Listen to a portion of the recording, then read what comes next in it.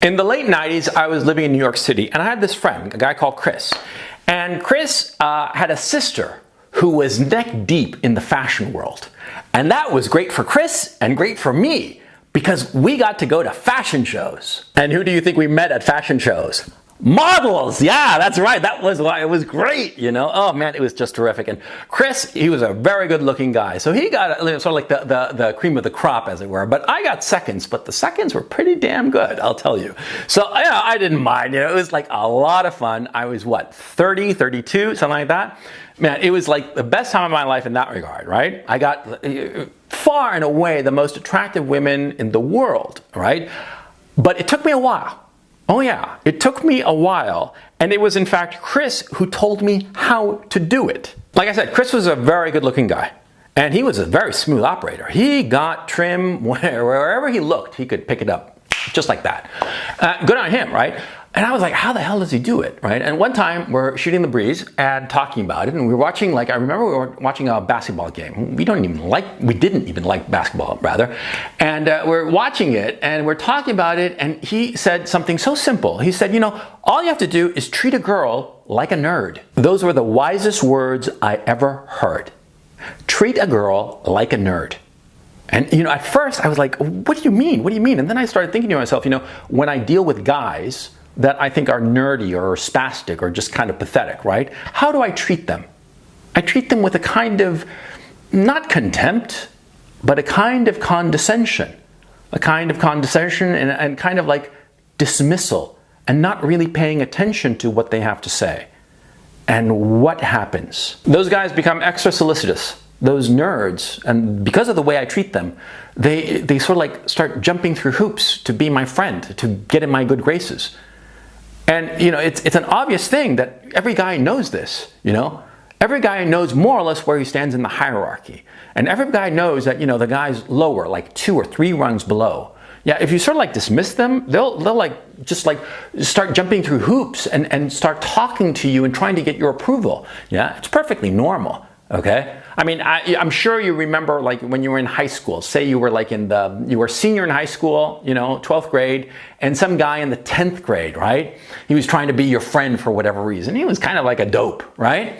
Yeah, that happens all the time. Well, the thing is, see, if you apply that attitude to women, especially attractive women, oh man, it works. It works. Yeah, because people aren't naturally hierarchical, and all people, men and women, they want to appeal to the higher status people. And so if somebody comes across as acting naturally superior to them, they will quite naturally try to appease them, try to say and do anything that will get in their good graces.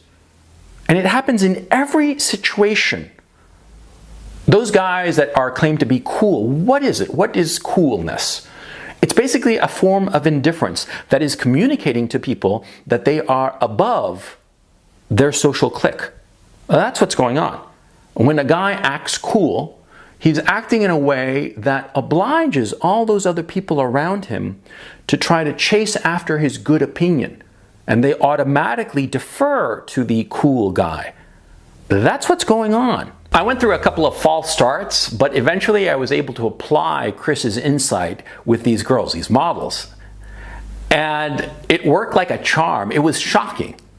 If I sort of like didn't quite pay attention to a girl, or rather, if I paid attention to her only when what she was saying was truly interesting, and just dismissed anything else and just looked away from her when she started to bore me, all of a sudden she started chasing after my attention. And that was a key move. That's why I had a couple of false starts. Because initially what I started doing was just being rude. That was the mistake. No.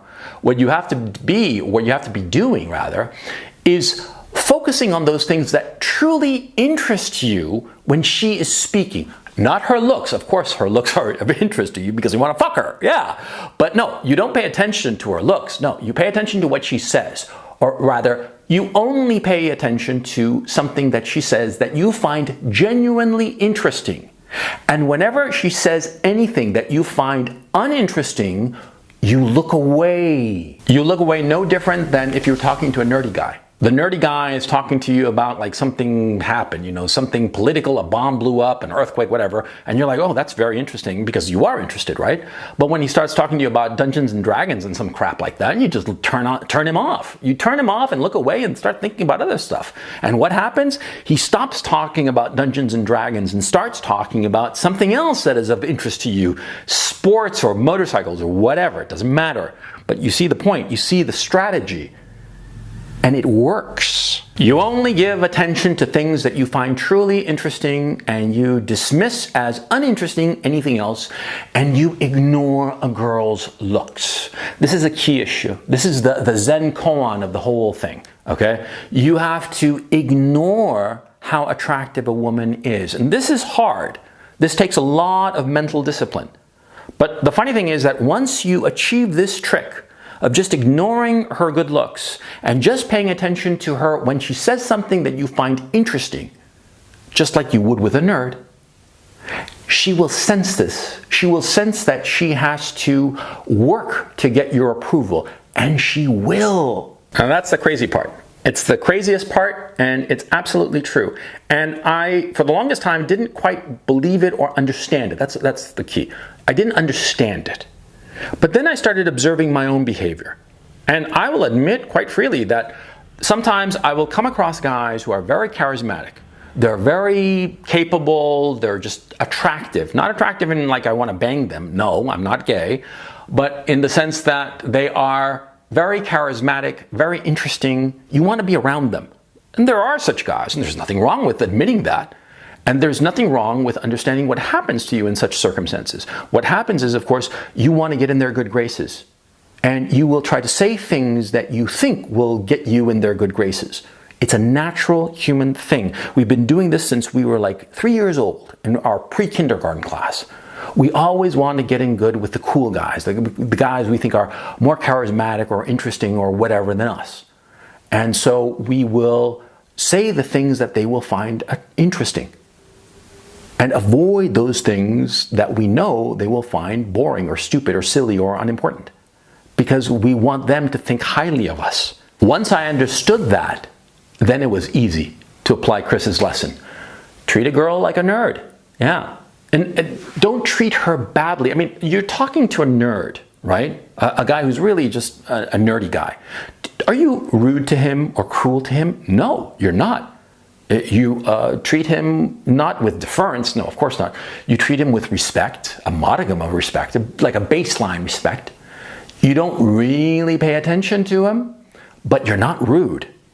A lot of guys think that, you know, especially in the pickup artist community, they think that you have to treat a girl badly. That's a mistake. That's a huge mistake. Because if you treat a girl or anyone badly, they're just not going to want to be around you. No, no, no. You have to be indifferent to them. Indifference is what piques their interest, not rudeness. Rudeness just drives people away. Indifference, that's what you have to cultivate. When you are genuinely indifferent to someone, genuinely, I mean really in your heart, just, you know, you do not care if they're there or they are gone, people out of some innate sense will want to change your mind. And they will do whatever it takes to change your mind. And if you apply this to women, you will find yourself in the position where extremely attractive women want you to like them. You could be crazy about them. You could think that they are goddesses incarnate. But if you are able to truly and in your heart believe that you are indifferent to her and you treat her like a nerd, she will go for you. And I know this because I did it. I remember clear as day that after about like 3 months of trying, it suddenly clicked for me with these models, because my problem with these models in New York was that they were so incredibly attractive, so gorgeous. I mean, their physical beauty was so overwhelming that it sort of like short-circuited my entire brain. I couldn't function, you know, and I'm not ashamed to say it because it happens to every guy. And I've talked to other guys who've hung out around models for different reasons, right? And they all say the same thing, that there is a initial period of time where just their raw physical beauty is so overwhelming that you can't think straight. But once you get over that hump, and once you sort of like train yourself to ignore their good looks and focus on them as people, and pay attention to them when they're being interesting and completely ignore them when they're saying something stupid or foolish or uninteresting or boring, that's when it works. And mind you, indifference helps you in all kinds of things, not just women. I mean, it's the most obvious thing, indifference with women. If you treat them like nerds, they'll go for you, yeah. But in just about everything in life, if you are indifferent to the outcome, usually things will go your way. This is the foundation of Zen Buddhism, as a matter of fact.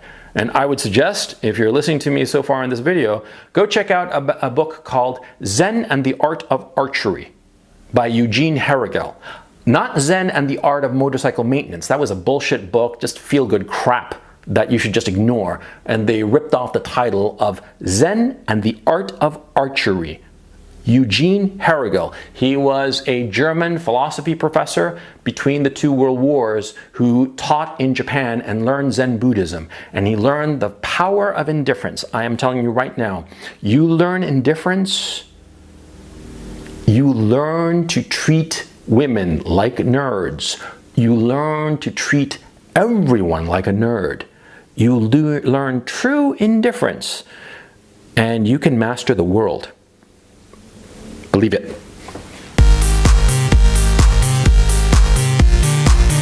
Every Sunday I do a call-in show on my Patreon. Link is in the description below. It's a 2 to 3 hour show where I take viewer questions. So if you're interested, please go check it out. Thank you so much for watching this video, and I will catch you next time.